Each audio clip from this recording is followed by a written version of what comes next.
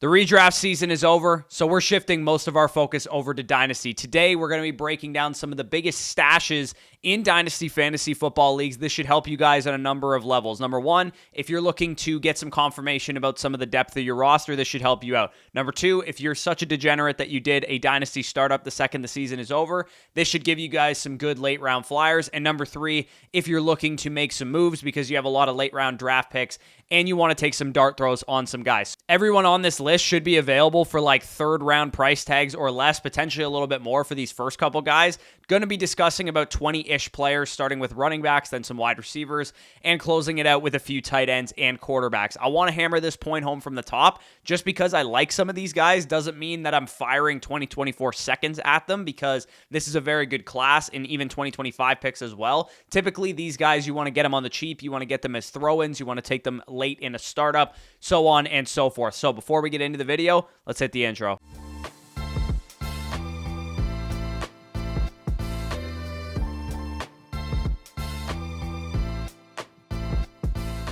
All right, we are going to start it off at the running back position with my first mustache running back for the 2024 offseason. We have Tyjae Spears, running back of the Tennessee Titans. I don't think this one's breaking news. I think a lot of you guys probably know why he's a good stash, because Tyjae Spears, his rookie season was quite spectacular. 77.3 PFF rushing grade. That was top 25 among all running backs. 4.5 yards per carry. He was efficient on the ground. He was efficient through the air. Sixth highest target share among running backs as well. And the only guys that were ahead of him were like bona fide studs like Christian McCaffrey, Alvin Kamara, Breece Hall, those type of dudes. And he also had the 8th highest PFF receiving grade. So a do-it-all threat, a guy who can do it on all three downs. Derrick Henry, clearly done for the Tennessee Titans. He said his final goodbyes after the Week 18 win versus Jacksonville, like literally picked up the mic and said goodbye to the fans. So if that doesn't say he's gone from Tennessee, I don't know what does. Tyjae Spears is a smaller running back. That's why I'm not like all the way bought in. He's going to be the workhorse long term. He's 5'10", he's 200 pounds. He's clearly very talented from what we saw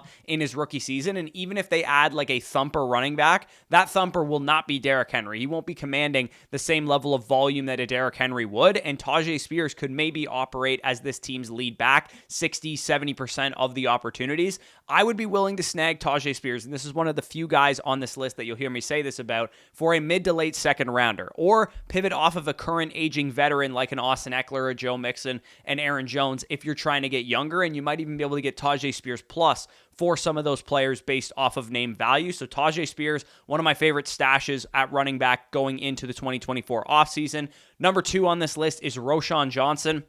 Also a former rookie running back from the 2023 class. He was a 4th-round draft pick by the Chicago Bears last year. He was a top 5 back in this class per my grades in the offseason. He broke a number of big plays in 2023 as well and flashed quite a bit of the dual threat receiving and rushing ability that I saw from him at Texas. He ranked top 20 in yards per touch at the running back position, fantasy points per opportunity, as well as yards created per touch. One of the things he did best at Texas was use his big frame, use his ability to break tackles from like a toughness standpoint and also an elusiveness standpoint. Foreman is a free agent this year, so that's one domino gone in the Chicago Bears backfield, and second-year running backs, which is what he'll be going into next year, typically see a lot more work after their rookie season, especially when they've been efficient, and Khalil Herbert is the only other running back there with just one more year left on his rookie deal in 2024. So the running back position, this backfield in Chicago, it's probably between Roschon Johnson and Khalil Herbert in the short term and potentially in the long term, but running back is an opportunity-based position, and my comp for Roschon Johnson coming out of Texas was actually Ramondre Stevenson. And if you recall, Ramondre Stevenson didn't do a whole lot his rookie season either, but his second season, he finished as a top 12 running back, beating out Damian Harris because he was the better receiving back of the two. And with this Bears offense, we don't know if it's going to be Justin Fields, if it's going to be Caleb Williams, but what we do know is that they're going to be better in 2024. Whether it's Justin Fields, that means that they have Marvin on the outside to draw some more attention away from Roschon Johnson, or maybe they have Caleb Williams as their quarterback. Regardless, Roschon Johnson, I think, is a pretty good stash on a early third-round pick. Maybe you draft him in the 15th to 20th round of a startup, or you can get him as a throw-in for a trade. Again, I'm not going crazy. I'm not sending, a mid-second rounder, an early second rounder for Roschon Johnson. A late second rounder is the absolute most I would pay for him, but regardless, he's a pretty good option. Number 3 on this list is J.K. Dobbins. Definitely challenging to be buying a running back who's coming off of a torn Achilles. And a lot of people will just throw this argument out right away because I'm talking about a guy who tore his Achilles and tore his ACL a couple years ago. But he is rehabbing with Aaron Rodgers, or he was at least, who damn near played this season after tearing his Achilles. So I would imagine from a health standpoint, J.K. Dobbins probably not going to be a huge issue coming into the 2024 season. I don't imagine he'll start the season on the pup or, deal with any kind of setbacks or anything like that, because it looks like there's been some advancements to Achilles surgery and Achilles injuries. Dobbins is uber athletic, and usually when you're that good of an athlete, you can overcome some of these injuries a little bit better. And he's also been very talented when he's been on the field. He's just really struggled to stay healthy at this point in his career. He will also be a free agent this year, so there's no guarantee he's on Baltimore. There's no guarantees on a different team. The bottom line is he would have been a league winner for the Ravens this year. I think that is unequivocally what would have happened. We saw what he did in the first game before he got injured. We saw what Gus Edwards and some of the other guys were able to do there. Just imagine if they had a healthy J.K. Dobbins in that Ravens offense. If a player once had that kind of ceiling and you can envision that for him, it's so hard to forget that even after the suffering a major injury like a torn Achilles. So it's not an easy situation to tackle because people are not going to be in love with J.K. Dobbins because of the history of torn Achilles for running backs, but for the price of like an early third rounder, maybe you're willing to put him in as a throw-in for a trade. I am willing to take the plunge still on J.K. Dobbins, who, like I said, is a free agent this year. Number 4 running back on this list is Chase Brown, running back of the Cincinnati Bengals. It's a similar argument for him as it was for Roschon Johnson, because I thought Chase Brown was a great prospect. He has proven to be a pretty solid player in the NFL. Anytime he's touched the ball, he's been efficient, top 12 in fantasy points per opportunity. And we have Joe Mixon, who is aging. We don't exactly know what his contract status is. Is he going to be back for the team? Is he going to be moving on in free agency? At the very least, I think Chase Brown is a very good handcuff for next year, assuming Joe Mixon is back, but he actually might have a bigger path to touches than that. Third round picks and throw-in deals only. Again, I'm not going crazy selling an early or mid-second rounder for Chase Brown because the 2024 draft class is just simply too strong to be giving that away for guys who project as like handcuffs with some upside. But regardless, I think Chase Brown is definitely the type of back that you're going to want to go and invest in, especially if you're doing a startup right now. Number 5 on this list is Antonio Gibson. He is a free agent this year in 2024. I think he will definitely have suitors, and he still has a 3-down skill set. A tremendous athlete, a history of, a couple top 24 performances in fantasy. He strikes me as somebody that could use a change of scenery because Washington's kind of been all the way up in the air. They kind of got fed up with his fumbling issues, but he was second among all running backs with 5.13 yards created per touch. And like I said, we know what he can do through the air. I think Antonio Gibson needs to find a system who can use him properly because we haven't seen that out of Antonio Gibson to this point in his career. Imagine if he was in an offense where, they knew how to use him the way that Zamir Gibbs is used in Detroit or the way that Devon Achane was used in Miami this past year. That's the kind of system that he needs, and I think he's worth dishing a third-round pick or similarly valued aging running back production piece to go out and acquire and take the upside swing on, especially if you guys have like a 0 RB type of build to your Dynasty competitive rosters.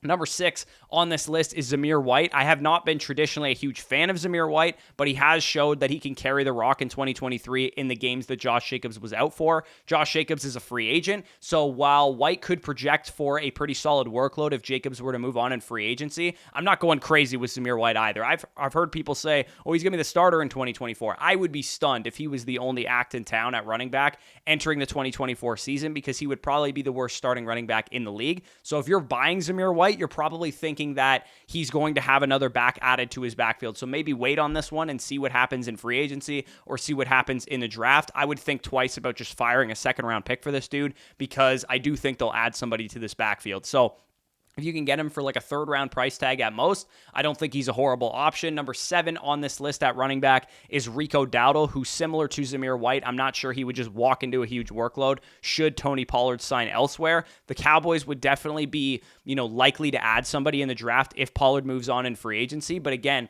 with Rico Dowdle, I saw a talented running back who was able to do things through the air, especially as a pass-catching back. So if you have Rico Dowdle, I think he's a pretty decent hold. If you want him, probably just as a throw-in for a few other trades. And then a few other deep names at the running back position that might seem like nothing, but are definitely worth maybe even checking the waiver wire for, using as throw-ins for trades. And if you think about it last year, this is where Kyron Williams would have been in. So even though these guys seem like nothing, they might turn into a solid contributor. Maybe not to the degree of of Kyron Williams, but probably have a future in the NFL. Chris Rodriguez of the Washington Commanders is a decent one. We saw him in a limited capacity actually produce, and then, like I said earlier, Antonio Gibson is leaving in free agency most likely, so he's an interesting guy. Dwayne McBride, running back from the Vikings. I liked him coming out of UAB last year. He didn't get really any run as a starter or as a backup even in Minnesota, but he is on the practice squad, and I did like his prospect profile. Isaiah Spiller, I just can't quit this dude. Eckler is probably leaving Los Angeles, and Isaiah Spiller is still just 22 years old, even though it feels like he's been in the NFL for like 4 years.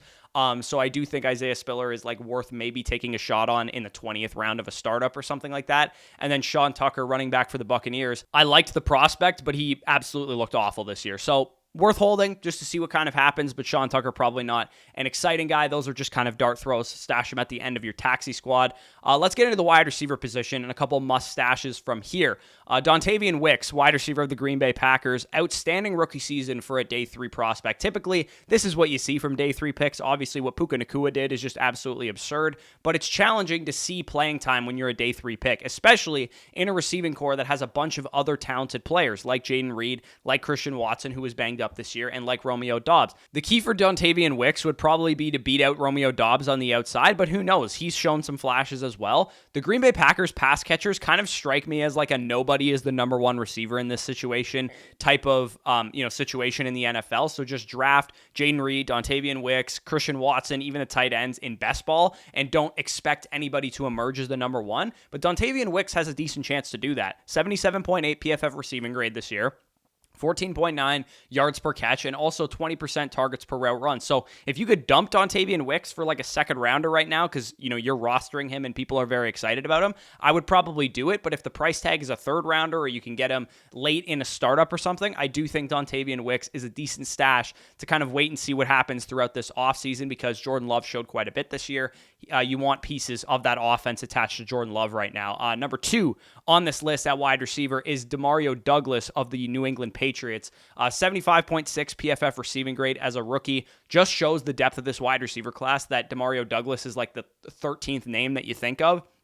And some of the contributors, especially that came from day 3, have been outstanding for this class. 26.1% of the routes that Demario Douglas ran, he was actually targeted on. So that is a very high number for a rookie wide receiver. We don't know what's going to happen in New England. We don't know if they're going to have Caleb Williams or Drake May or Jaden Daniels, or, they sign a veteran. We don't know if Bill Belichick's still going to be there. We don't know who's coming in to run this offense. And I do think Demario Douglas, to some degree, would benefit from Belichick returning, because obviously he picked him and he kind of fits the Belichick and New England Patriots scheme, but there is no better wide receiver on the Patriots roster right now, and that's the key takeaway here. So even if he was the number 2 wide receiver for a Caleb Williams, a Drake May, or some other quarterback, I think Demario Douglas would have some value. Again, not going crazy, late second round or at the absolute most would be what I'd be willing to send away for Demario Douglas, but still an encouraging rookie season nonetheless from what we saw from him in New England. Number 3 on this list is Wan'Dale Robinson, wide receiver of the New York Giants.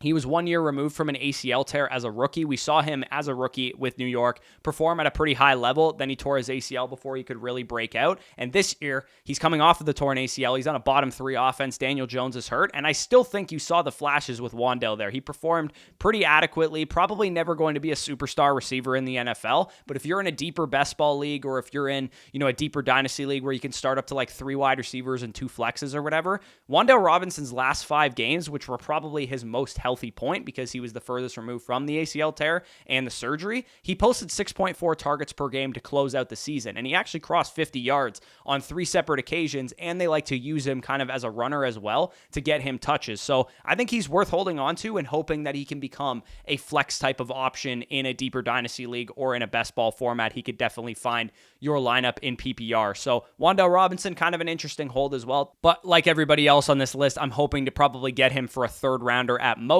Marvin Mims, wide receiver of the Denver Broncos, also an interesting piece here. Sean Payton is an old school coach, so it probably shouldn't shock us that Marvin Mims had a hard time finding the field his rookie season, because, they had Cortland Sutton and Jerry Jeudy, who are their like high priority wide receivers, and they also had some other guys that they were mixing in, mainly from Sean Payton's time in New Orleans. But Marvin Mims posting 17.1 yards per catch is encouraging. He was very strong downfield coming out of Oklahoma, and I actually thought he was a top 10 receiver in the 2023 2023 NFL Draft. He's still got some untapped potential, especially if Jerry Jeudy moves on in free agency, which it looks like he probably will. Marvin Mims may be able to slide right in as the starting slot receiver for this team. We have no idea what the quarterback situation is going to be. Russell Wilson, we assume, is going to be gone.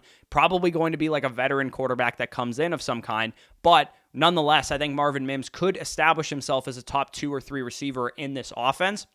And he had some untapped upside to be a gadget guy with some additional downfield production. So again, especially in deeper leagues and flex, leagues where you have to play 3 or 4 flexes or something like that, Marvin Mims becomes interesting. Again, probably only giving up a 3rd rounder at most for him, though, given the strength of the 2024 class. And then we also have Khalil Shakir, who is like the final major name I want to highlight at wide receiver. 75.7 PFF receiving grade this year as a second-year wide receiver for the Buffalo Bills. 33rd among all wide receivers in grade. So he actually had a pretty solid year. 1.84 yards per route run. Also solid considering he was a slot receiver, kind of low average depth of target guy. He's probably also, like a lot of these guys here, better in best ball or deeper leagues. But he did have 2 boom performances after week 8 when he finally secured the full-time slot role for this team. I really did like Khalil Shakir, the prospect, coming out of Boise State a couple years ago, and year 3 could be a big-time jump for him with Gabriel Davis being a free agent. We know Stephon Diggs is getting a little bit older, and he kind of regressed a little bit this year, and he's still being tied to a pass-heavy offense with Josh Allen in the near future. So again, 3rd-rounder, dart throw type of guy, but I do actually really like Khalil Shakir as a depth piece going forward. And then a few other names that probably seem like nothing to you, but again, this might have been like the Puka Nacua territory if we were talking about this early on in the season, so you never know with these guys. Michael Wilson, a wide receiver of the Arizona Cardinals, could just become like an Alec Pierce type who runs a lot of routes and never really commands a lot of targets. But he did have some boom performances. He was a pretty raw prospect coming out because he didn't have a lot of experience because he was injured most of his college career. And Kyler Murray will be the starter for the full season next year. And Michael Wilson might have a wide receiver opposite him. Marquise Brown's a free agent. Maybe he moves on and they bring in a Marvin Harrison or a Malik Neighbors. And Michael Wilson might be the number 2 receiver, number 3 target behind Trey McBride in that offense. He could have some value. I'm not holding out a lot of hope for him, but he's kind of interesting. A.T. Perry for the New Orleans Saints, also kind of interesting. Over 2 yards per route run in 3 of his last 5 games this season. Not a whole lot going on at wide receiver outside of Chris Olave and then Rashid Shaheed, who's like a deep threat. So maybe A.T. Perry carves out a role as a starting receiver for this team. But we'll have to wait and see on that. And then Andre Yoshivas for the Cincinnati Bengals. They're going to be losing a lot of wide receiver talent in free agency, most likely. We have Jamar Chase, obviously, number 1 receiver there. T. Higgins is a free agent. Do they re-sign him? Do they franchise tag him? Do they let him walk? Not exactly sure. And then Tyler Boyd, also an aging wide receiver. And Andre Yoshivas actually caught 2 touchdowns in the finale against Cleveland and has flashed kind of his height, weight, speed type of profile. So again, probably not worth anything. Don't be sending out trade offers for a guy like him, but if he's on your waiver wire in Dynasty, or if you're in a startup and you're in like the 25th round or something like that, Andre Yoshivas, kind of an interesting option there. So moving on finally to the tight end and the quarterback position, I'll kind of just rapid fire these so we're not here too long. We have Greg Dulcich is one of my favorite stashes at the tight end position in fantasy right now. Completely useless in 2023, right? He had a nagging and ongoing hamstring injury that he kept re-aggravating, but his rookie season was definitely intriguing, and it had me very high on Greg Dulcich coming into the year. Unfortunately, it didn't really pan out that way. Downfield tight end option his rookie season with a top 3 average depth of target at 12.7 yards in his rookie year with the Denver Broncos. He also commanded a top 5 route participation as a rookie tight end as well, which is typically very difficult to do, and he separated at a top 7 rate among all tight ends in 2022 as well. He's been out of sight, out of mind, so everybody's going to forget about Greg Dulcich, but I think he's easily worth a 3rd rounder on the open market, especially if you guys play in tight end premium formats. He's definitely an interesting option. Number 2 on this list at tight end is Noah Fant. I just can't quit Noah Fant, and the reason I can't quit him is because I still think he has a really high ceiling. It's really not worked out in Seattle since he was a part of the Russell Wilson trade. He hasn't consistently been able to, beat out the likes of, Jacob Hollister and Will Dissly. They kind of just use like a tight end by committee in Seattle there. He is a free agent this season, though, so he could go to a new situation, and I would not be totally shocked if he got a decent contract given his athletic upside and the fact that he was a first-round draft pick. He had some pedigree behind him coming out of Iowa, so if he gets a big contract in free agency, I could see him having like an Eric Ebron, David Njoku type of career where, tight ends take a while to develop in the NFL. Forget what Sam Laporta did. That usually doesn't happen in the NFL. He actually ranked top 3 in both yards per target this year and yards per reception with the Seattle Seahawks. And he started his career in Denver before he was traded to Seattle with 2 top 12 finishes in points per game as a second and a third year tight end. And he had 3 straight year 1, year 2, and year 3 seasons with 22% targets per route run. So this guy can command targets. He can, make big plays happen. And there's a chance that he actually still has something left in the tank to develop. But we'll have to see where he actually signs in free agency and what kind of contract he gets. Because if he gets a big contract and he goes to a team that can use him and can use tight ends effectively, he might actually be somebody that really rises in value that you could buy low on right now for like a third rounder, or maybe he's available late in a startup. So closing out this video with some mustache quarterbacks, and then we'll get out of here. Jacoby Brissett, quarterback of the Commanders currently. He's a free agent right now. His time in Cleveland and his short time in Washington, he has shown that he's a top-tier backup. And in Superflex formats, especially this year with all the quarterback injuries, it's nice to have like a guy like Jacoby Brissett as your 4th or your 5th quarterback in case you suffer some injuries and you need bye week fill-ins and that kind of thing. So with Jacoby Brissett, he's going to be basically free in Dynasty right now. 4th round picks, 25th plus round of startups. And I do think he's good depth for your quarterback position. So Jacoby Brissett,